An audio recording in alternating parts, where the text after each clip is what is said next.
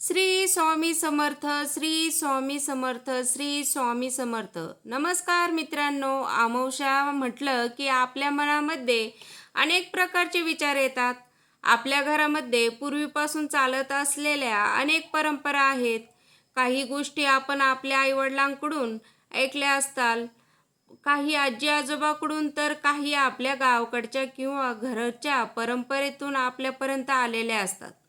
याच परंपरामध्ये अमावस्याच्या दिवसाला देखील एक वेगळं स्थान दिले गेलं आहे. आज विषयही असाच आहे. अमावस्याच्या दिवशी घरामध्ये एक नारळ श्रद्धेने कसा ठेवायचा, तो ठेवताना कोणत्या गोष्टी लक्षात घ्यायच्या आणि हा छोटासा उपाय करताना मनामध्ये कोणता संकल्प करायचा, हे आपण आज अगदी सुरुवातीपासून शेवटपर्यंत शांतपणे आणि व्यवस्थित समजून घेणार आहोत. म्हणून विनंती आहे, हा व्हिडिओ मध्ये सोडू नका, कारण उपायामध्ये लागणाऱ्या वस्तूपेक्षा तो करताना मनाची भावना आणि पद्धत महत्त्वाची आहे.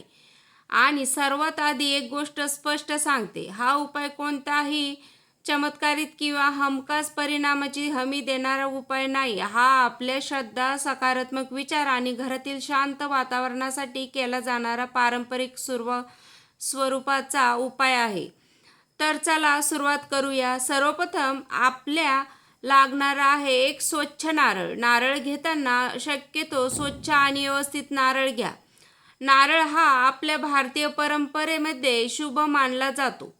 पूजा असो, नवीन कामाची सुरुवात असो किंवा एखादी धार्मिक प्रसंग असो, नारळाला अनेक ठिकाणी महत्त्व दिलं जातं. म्हणून आजच्या उपायामध्ये आपण नारळाचा वापर करणार आहोत. आता नारळ घेतल्यानंतर तो सर्वप्रथम स्वच्छ पाण्याने धुवून घ्या. तो स्वच्छ करताना मनामध्ये कोणताही नकारात्मक विचार ठेवू नका. मनात फक्त एवढीच भावना ठेवा, माझ्या घरामध्ये शांतता राहो, माझ्या कुटुंबामध्ये प्रेम राहो आणि आमच्या मनामध्ये सकारात्मक राहो. मित्रांनो, हा संकल्प साधा आहे पण खूप सुंदर आहे. कारण कोणताही धार्मिक किंवा श्रद्धेचा उपाय करताना आपण मनामध्ये भीती ठेवण्यापेक्षा चांगली भावना ठेवलीच पाहिजे. आता नारळ स्वच्छ करून झाला की त्याला थोडीशी हळद आणि कुंकू लावा. हळद आणि कुंकू लावताना देखील घाई करू नका. शांतपणे नारळ हातात घ्या आणि श्री स्वामी समर्थांचे स्मरण करा.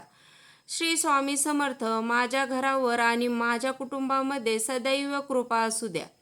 इतकं म्हणणं पुरेसं आहे. आता इथे एक गोष्ट लक्षात घ्या, अनेक वेळा आपण उपाय करताना खूप मोठमोठ्या अपेक्षा ठेवतो. आज उपाय केला आणि उद्या सगळं बदललं पाहिजे असं असण्याची गरज नाही. श्रद्धा म्हणजे भीती नाही, श्रद्धा म्हणजे आपल्या मनात आधार देणारी सकारात्मक भावना. म्हणून हा उपाय करताना मनामध्ये शांतता ठेवा. आता पुढची गोष्ट म्हणजे कापड. यासाठी एक स्वच्छ लाल किंवा पिवळ्या रंगाचं कापड घ्या. ते कापड स्वच्छ असावं. कापड जमिनीवर न ठेवता स्वच्छ जागी ठेवा. नंतर हळद कुंकू लावलेल्या नारळ त्या कापडामध्ये व्यवस्थित गुंडाळा. गुंडाळताना पुन्हा एकदा मनामध्ये श्री स्वामी समर्थांचे नामस्मरण करा. श्री स्वामी समर्थ, श्री स्वामी समर्थ, श्री स्वामी समर्थ. आता हा नारळ तयार झाला. पण मित्रांनो, इथून पुढली गोष्ट जास्त महत्त्वाची आहे. कारण नारळ तयार करणं हा उपायाचा फक्त एक भाग आहे. तो कुठे ठेवायचा आणि कशा भावनेने ठेवायचा हे देखील महत्त्वाचे आहे. म्हणून आता घरातील अशी जागा निवडा जी स्वच्छ आहे आणि जिथे तो नारळ सुरक्षितपणे ठेवता येईल. घरात देवघर असेल तर देवघराच्या परिसरातील स्वच्छ जागा निवडू शकता. देवघर नसेल तर चिंता करण्याची गरज नाही. घरातील स्वच्छ, शांत आणि सुरक्षित जागा निवडू शकता. नारळ ठेवताना मनामध्ये एकच प्रार्थना करा, हे स्वामी समर्थ, माझ्या घरामध्ये सदैव शांतता, समाधान, प्रेम आणि सकारात्मक विचार राहू दे. आता काही क्षण शांत बसा, डोळे बंद करा आणि मनात श्री स्वामी समर्थांचे नामस्मरण करा. श्री स्वामी समर्थ, श्री स्वामी समर्थ, श्री स्वामी समर्थ.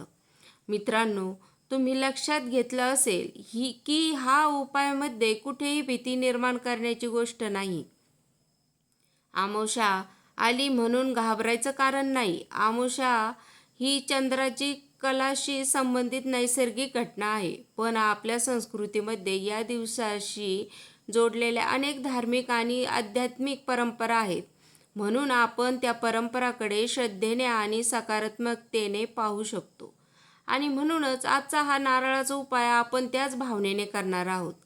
आता नारळ ठेवून झाल्यानंतर काही लोक लगेच विचारतात, आता पुढे काय करायचं? तर मित्रांनो, पुढे काही कठीण करण्याची गरज नाही. सगळ्यात महत्त्वाचे म्हणजे घरातील वातावरण शांत ठेवा. घरामध्ये विनाकारण भांडणं, राग, चिडचिड टाळण्याचा प्रयत्न करा. आपण नारळ ठेवला आणि त्याच वेळी घरामध्ये सतत नकारात्मक बोलत राहिलो तर आपल्या मनाला त्याचा फायदा जाणवणार नाही. म्हणूनच हा उपाय फक्त एका वस्तूचा नाही, हा वस्तू, श्रद्धा, सकारात्मक विचार, चांगली भावना याचा छोटासा संकल्प आहे. आता तुम्ही विचाराल, हा नारळ किती दिवस ठेवायचा? याबाबत घराघराच्या परंपरा वेगवेगळ्या असू शकतात. म्हणून तुमच्या घरात किती किंवा कुटुंबात एखादी विशिष्ट परंपरा असेल तर तीच पाळा. आणि जर अशी कोणतीही परंपरा नसेल तर हा नारळ काही काळ स्वच्छ जागी ठेवून नंतर आदराने बाजूला काढू शकता. त्याची योग्य प्रकारची विल्हेवाट लावा. नारळ खराब झाला असेल तर तो खाण्यासाठी वापरू नका. ही साधी काळजी नक्की घ्या. आता इथे मला तुम्हाला एक अतिशय सुंदर गोष्ट सांगायची आहे. आपल्या घरामध्ये अनेक वेळा समस्या असतात. कधी पैशाची चिंता असते, कधी घरातील व्यक्तीमध्ये मतभेद असतात, कधी मुलांच्या शिक्षणाची काळजी असते, कधी व्यवसाय किंवा कामाची चिंता असते, कधी भविष्याबद्दल भीती वाटते. आणि अशा वेळी आपल्या एखादी छोटीशी श्रद्धेची गोष्ट मनात आधार देते. म्हणून हा उपाय करताना मनामध्ये अशी भावना ठेवा की मी माझ्या परीने योग्य प्रयत्न करणार आहे आणि त्याचबरोबर माझी श्रद्धा माझ्या मनाला सकारात्मक ठेवेल. कारण फक्त उपाय करून बाकीच्या आयुष्यात प्रयत्नच केले नाही तर कोणताही उपाय उपयोगी ठरणार नाही. जर घरामध्ये आर्थिक अडचण असेल तर योग्य नियोजन करा. कामाची अडचण असेल तर नवीन संधी शोधा. घरामध्ये मतभेद असतील तर शांतपणे संवाद साधा. आणि मन अस्वच्छ असेल तर आपल्या विश्वासातील व्यक्तीसंग बोला. यासोबत श्रद्धेचा हा छोटासा उपाय करा. असं केल्याने उपायाकडे पाहण्याची दृष्टिकोनही सकारात्मक राहतो. आता पुन्हा एकदा आपण आपल्या उपायाकडे वळूया. नारळ स्वच्छ केला, त्याला हळद कुंकू लावलं, स्वच्छ कपड्यामध्ये गुंडाळलं आणि घरातील स्वच्छ जागी श्रद्धेने ठेवला. आता यानंतर तुम्ही श्री स्वामी समर्थ नामस्मरण करू शकता. तुम्हाला ज्या पद्धतीने प्रार्थना करायची आवडेल त्या पद्धतीने प्रार्थना करा. कारण देवापर्यंत पोहोचण्यासाठी शब्द मोठे असण्याची गरज नाही. मनापासून केलेली साधी प्रार्थनाही आपल्या मनात शांतता देऊ शकते. म्हणून तुम्ही एवढं सुद्धा म्हणू शकता, श्री स्वामी समर्थ, माझ्या घरात सुख शांती राहू दे. माझ्या कुटुंबातील प्रत्येक व्यक्तीला सद्बुद्धी, आरोग्य, धैर्य आणि समाधान मिळू दे. ही प्रार्थना करताना कोणासाठीही वाईट मागू नका. आपल्या श्रद्धेचा उपायाचा उद्देश स्वतःच्या आणि कुटुंबाच्या कल्याणासाठी असावा. मित्रांनो, आता या उपायामधील आणखी एक महत्त्वाची गोष्ट समजून घ्या. घरात स्वच्छता. अमावास्येच्या दिवशी तुम्ही घर व्यवस्थित स्वच्छ करू शकता. घरातील धूळ, अनावश्यक वस्तू, कचरा यांची योग्य प्रकारे साफसफाई करा. कारण स्वच्छ घरामध्ये राहिलेले आपल्यालाच प्रसन्न वाटतं. खिडक्या उघडून घरामध्ये हवा खेळती ठेवा. देवघर स्वच्छ करा आणि शक्य असेल तर संध्याकाळी काही वेळ शांत बसून नामस्मरण करा. ही कोणतीही भीतीची प्रक्रिया नाही. उलट हा दिवस स्वतःकडे आणि आपल्या घराकडे लक्ष देण्याची एक संधी समजा. आता एक प्रश्न असा पडतो, अमावास्येलाच हा उपाय का? याचं उत्तर श्रद्धा आणि परंपरेमध्ये आहे. अनेक कुटुंबामध्ये अमावास्या हा दिवस विशेष मानला जातो.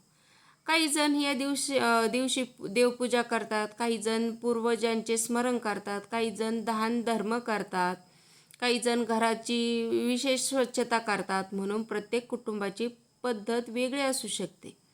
तुमच्या घरात परंपरा जशी असेल तशी श्रद्धेने पाळा. आणि जर तुम्ही आजचा नारळाचा उपाय करत असाल तर तोही शांत मनाने करा. आता मित्रांनो, एक छोटासा संकल्प आपण सगळ्यांनी करूया. तुम्ही हा व्हिडिओ पाहत असाल तर मनात तुमच्या घराचा विचार करा. तुमच्या कुटुंबातील प्रत्येक व्यक्ती सुखी असावी अशी भावना मनात ठेवा आणि मनात म्हणा, माझ्या घरात प्रेम वाढो, माझ्या घरात शांतता वाढो, माझ्या घरातील प्रत्येक व्यक्ती आनंदाने राहो, आम्हाला योग्य मार्ग मिळो आणि श्री स्वामी समर्थांची कृपादृष्टी आमच्यावर राहो. श्री स्वामी समर्थ. मित्रांनो, अशा प्रकारे आजचा हा छोटासा श्रद्धेचा उपाय पूर्ण होतो. पण आता अर्थ असा नाही की नारळ ठेवला आणि आता आपली सगळीच जबाबदारी संपली. नाही, आपल्या प्रयत्न सुरूच राहिले पाहिजेत. श्रद्धा आपल्याला मानसिक आधार देते आणि प्रत्येक प्रयत्न आपल्याला आपल्या ध्येयाच्या दिशेने घेऊन जातात. दोन्ही गोष्टी एकत्र असतील तर आपली दृष्टिकोन अधिक सकारात्मक होते. म्हणून अमावस्येच्या दिवशी हा उपाय करताना भीती नको, घाई नको, अवास्तव अपेक्षा नकोत. फक्त श्रद्धा आणि शांतता आणि चांगली भावना ठेवा.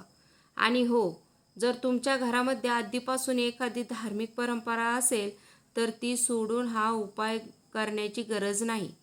तुमची परंपरा सर्वात महत्त्वाची. हा उपाय फक्त एक साधा पर्याय म्हणून करा. मित्रांनो, आज आपण पाहिलं अमावस्येच्या दिवशी स्वच्छ नारळ घ्यायचा, तो स्वच्छ करायचा, त्याला हळद कुंकू लावायचं, स्वच्छ लाल किंवा पिवळ्या कापडामध्ये गुंडाळायचं आणि घरातील स्वच्छ आणि सुरक्षित जागी श्रद्धेने ठेवायचा आणि त्यानंतर श्री स्वामी समर्थांचे नामस्मरण करत सकारात्मक संकल्प करायचा. इतकाच साधा हा उपाय. पण या सगळ्यापेक्षा महत्त्वाचा आहे आपल्या मनामध्ये असलेली भावना. कारण घरामध्ये शांतता फक्त एखादी वस्तू ठेवून येत नाही.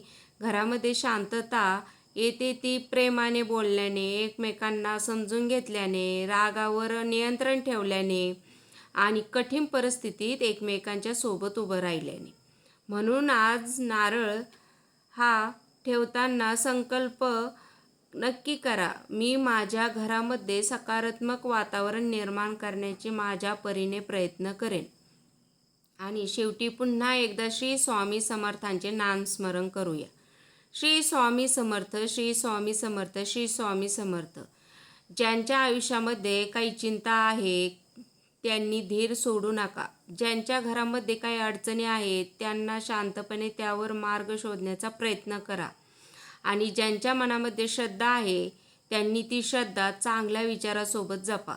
देवाकडे स्वतःसाठीच नाही तर आपल्या कुटुंबासाठी आणि सर्वांच्या कल्याणासाठी प्रार्थना करा. तुमच्या घरामध्ये सुख, समाधान, प्रेम आणि शांतता नांदो, हीच मनापासून प्रार्थना. व्हिडिओ आवडला असेल तर लाईक करा. अशा श्रद्धेवर आधारित घरगुती परंपरा आणि सकारात्मक विषयांचे व्हिडिओ पाहण्यासाठी चॅनलला सबस्क्राईब करा. आणि हा व्हिडिओ तुमच्या कुटुंबात किंवा तुमच्या मित्रपरिवाराला ज्यांना आवडेल त्यांच्यासोबत नक्की शेअर करा.